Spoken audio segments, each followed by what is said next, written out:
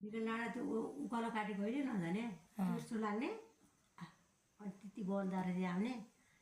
आज कहाँ कहाँ जानु सासु भन्ने अनि त्यो गएँ पनाखरीतिर जाउँला भन्ने त्यहाँबाट तेर्सो हुने भयो त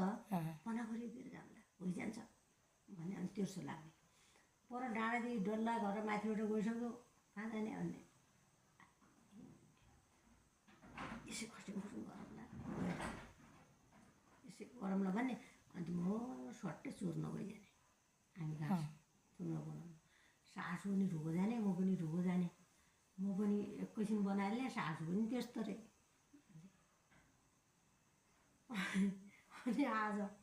अनि आज कान्छा सौरा भेटाइहाल्छन् तिमी त लाज मानिनौ त्यत्रो वन भइकन यहीँ आएछौ अनि किन काट्यौ ल्याऊ हाँसी बजिया ल्याऊ भनियो नै राजा नै नै अब भोलि त गु खाइहालौँला हामी आउनु बजेली भन्ने गु बरु गुई खाऊँ हामी यहाँ आउनु त्यो कस्तो अचम्म लाग्यो अनि एक दिन त त्यस्तै जाने होइन अनि फेरि अनि भोलिपल्ट पनाखुरीतिर गयौँ अनि पर्सिपल्ट गयौँ अनि पर्सिपल्ट भेटेँ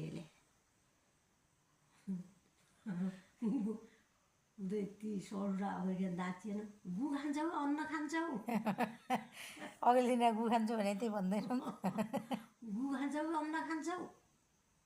पागल रहेछ नि पागल ल्याऊ आँसी बरिया नै राजा नै नै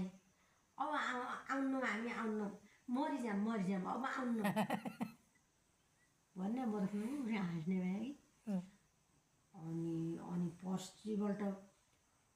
फेरि फेरि चोर्न गए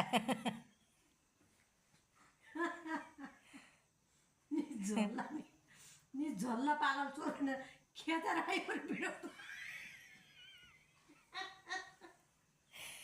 ए त्यो त खेद्नु भयो बाजेले दुइटैलाई नि झल्ला छोड्ने पागल